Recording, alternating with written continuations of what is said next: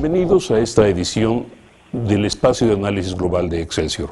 Yo soy José Carreño Figueras y esta semana vamos a hablar del tema de migración, un tema particularmente importante, particularmente complicado y un tema que es permanente casi en la problemática no solo de México y Estados Unidos, sino literalmente desde América Central hasta el norte.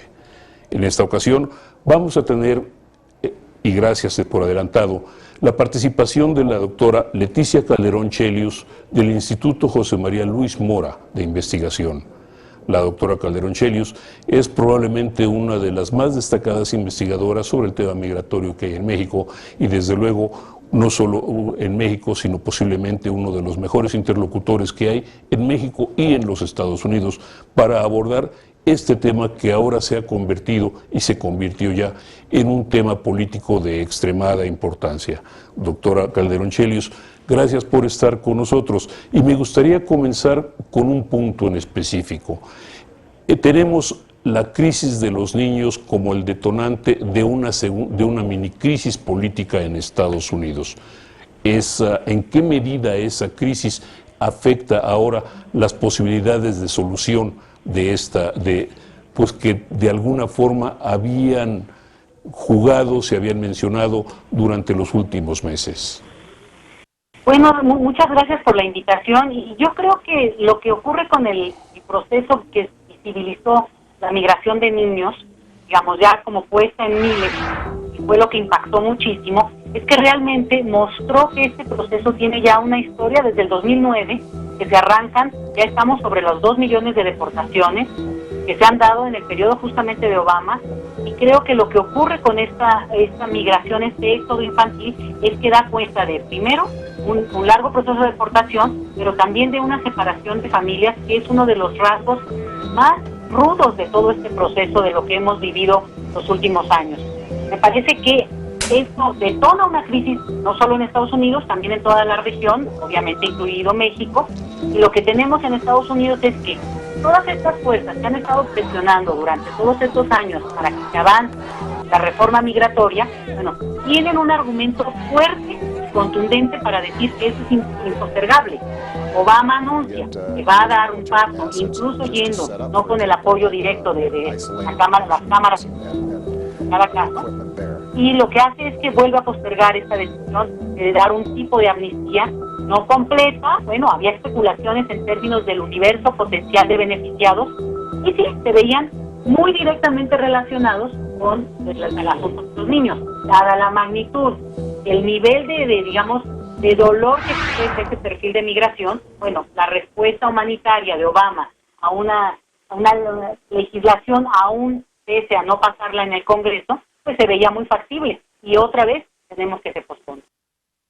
El punto tal vez sería en qué medida esto es cálculo político del presidente Obama y en qué medida es realmente la presión política de los críticos de la migración, en especial los republicanos.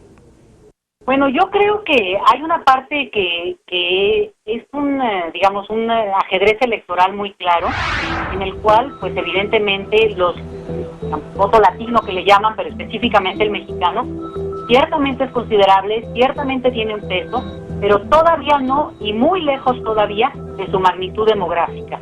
Entonces, en términos de cálculos, ahí el peso que podría haber tenido, políticamente hablando para ellos, algunas candidaturas consideradas más débiles por el golpeteo que hubiera venido, sobre todo ni siquiera de los republicanos, entre los republicanos hay grupos que están a favor de avanzar ya en un tipo de reforma migratoria, sino sobre todo de la parte más beligerante del famoso Tea Party.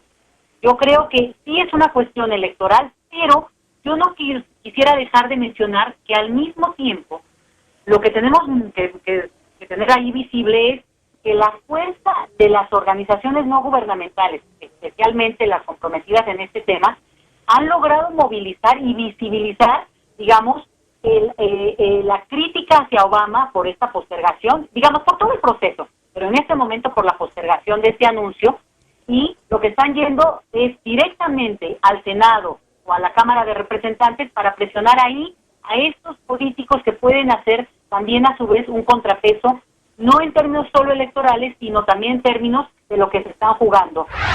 Por ejemplo, tenemos que organizaciones de pro migrantes han pedido directamente a senadores que tienen su voto, o sea, digamos, un peso específico de los latinos que podrían votar o a favor o en contra, entre quienes están presionando. Entonces, me parece que aunque el cálculo general sí sea sobre lo electoral, cuando ya lo llevamos al terreno de cada uno de los que se va a candidatear, bueno, ahí eso se puede mover de manera interesante, pese a que esta es realmente una tragedia el haber postergado este anuncio.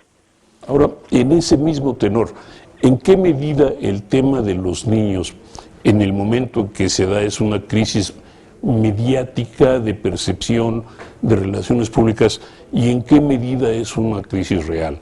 Como usted dice, el problema no es nuevo, el problema de repente, valga la expresión, revienta en algún momento del mes de junio por algunas fotografías, pero el problema ya venía desde antes. Sí, no, la migración infantil la venimos detectando por lo menos desde hace 10 años, y me refiero a migración como un flujo considerable que es claramente medible. El punto aquí es que realmente sí detonó en términos de el número que había estado, digamos, acostumbrado a darse o a ver. Se habían deshumanizado frente a ese tema. Y en realidad lo que cambió no es tanto el flujo, así en general de niños, sino que empezaron a verse más niños centroamericanos.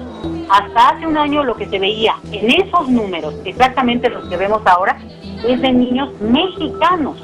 Y la autoridad mexicana simplemente lo que hacía es tenerlo en un reporte, pero no pasaba de ahí. ¿Cuál es el punto que detona esta situación de los niños migrantes? Y es parte de lo que ahora se está discutiendo fuertemente en Estados Unidos. Con los niños migrantes centroamericanos, Estados Unidos tiene una ley en la cual tiene que garantizar una protección legal, un seguimiento al debido proceso para que estos niños puedan argumentar si son factibles candidatos a un asilo político, un asilo humanitario. Y dado el contexto del que vienen, es muy probable que lo logren. Esto no ocurría con los niños migrantes. Entonces, más bien, lo que ocurría era que México tiene firmado un acuerdo con Estados Unidos en una ley que se aprobó desde hace varios años, en la cual Estados Unidos inmediatamente deporta a aquellos que son miembros migrantes no documentados de sus países limítrofes, México y Canadá. Por supuesto se refiere a México. Canadá tiene muy poco flujo no documentado. Entonces, aquí el punto es que se visibiliza el fenómeno no por el número y lo duro del proceso de la migración infantil, sino porque Estados Unidos tiene que responder de una manera distinta dadas sus leyes, en el sentido de dar todo un seguimiento legal y de refugio a esos niños. A los mexicanos simplemente los deportaba. Y eso nos debe llamar a nosotros mucho la atención, porque en realidad no bajó el flujo migratorio. Lo que se movió un poco es que se levantó el flujo migratorio centroamericano y el mexicano ciertamente se mantuvo en los mismos números, que son alarmantes, ¿eh? En términos reales el problema sigue ahí. Esto es, el número de niños centroamericanos fueron, del porcentaje de los 40 y tantos mil niños que se detectaron, es ciertamente abrumadoramente centroamericano, pero como usted dice, el número de los niños mexicanos sigue, valga la expresión, siendo estable. Ahora, el tema está un poco ya fuera de las primeras páginas, está un poco fuera de la atención pública, sin embargo ahí sigue. No, el problema sigue y se dramatiza aún más ahora con este anuncio de posponer la posibilidad de dar un tipo de amnistía o de varios perfiles de amnistía que se veían como una salida posible.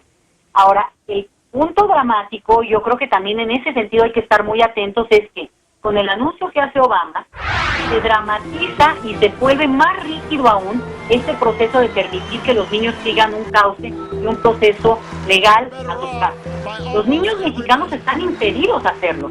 Y este es un problema porque seguimos teniendo el mismo número de deportaciones en relación al flujo de mexicanos.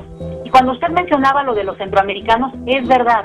Pero también respecto a Centroamérica hay que tener matices, porque el grupo que mayormente migra son de hondureños, seguidos de salvadoreños, y muy por debajo de esos números los niños nicaragüenses. Entonces también dentro de esta región hay diferencias en este problema de la migración.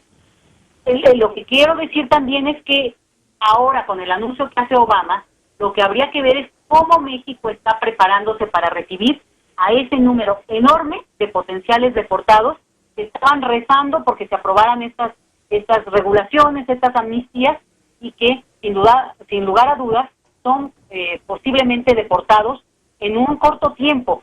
¿Cómo está preparado México para recibir ese flujo, que puede ser en miles de personas, cuando hasta este momento realmente ha tenido una respuesta muy tibia?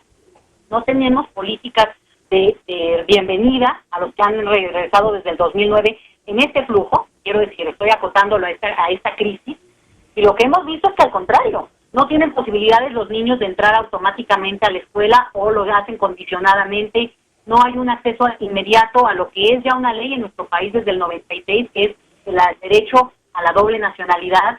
No hay posibilidades de, ser documentados en su propio país. Entonces, México no está reaccionando a la altura del desafío que estamos enfrentando, y estamos dejando todo a que Obama lo resuelva, cuando Obama está en su ajedrez electoral, y como hemos visto, realmente no parece importarle el tema migratorio de una manera prioritaria, no. Definitivamente no. Bueno, ciertamente, ahora hay un punto que usted tocó que es tremendamente importante, la respuesta mexicana. Esto es, de 2009 a la fecha se han deportado tal vez 200 o 300 mil jóvenes que ahora están trabajando en call centers o en trabajos de relativamente bajo nivel, o incorporados, no sé, a grupos delictivos, pero que no han encontrado una recepción pues digna de sus posibilidades, por decirlo de esa manera. Sí, bueno, estamos hablando de jóvenes, de niños, obviamente adultos, sus padres, sus familiares, y lo que hemos visto es una escolaridad muy diferenciada, pero dentro de ese grupo hay realmente un potencial increíble, porque en algunos casos es gente que tiene ya una escolaridad, una preparatoria, high school terminada, que no estamos aprovechando, incluso jóvenes con niveles de escolaridad universitaria. En México, usted menciona acertadamente, están trabajando en una cuestión, muy temporal, que no llenará sus expectativas, y que ciertamente esto es lo que le pasó a El Salvador hace 20 años. Es decir, no aprovechó ese retorno obligado que se convirtieron en maras. Es impresionante que en México no tengamos la capacidad de ver, como contexto general, lo que implica, primero, haber perdido a través de la migración un potencial, sobre todo en términos demográficos, y de repente que nos lo regresen, que nos están regresando gente preparada, educada en un bilingüismo, que hay que ahora ayudarles en el español, pero que inmediatamente tendrían que ser insertados en la educación básica, sobre todo los niños. Es una tragedia, los niños no estén siguiendo el cauce. Ya ha pedido mucho a la Secretaría de Educación Pública, hay una gran demanda de las organizaciones con migrantes en nuestro país, que piden a la SEP, a Gobernación, que perdone el trámite de el acta de nacimiento, de la comprobación de estudios. Permítame interrumpirla, vamos a seguir con este tema en un par de minutos. Claro que sí. Gracias. Te invitamos a seguir cuestionando la información con los siguientes videos.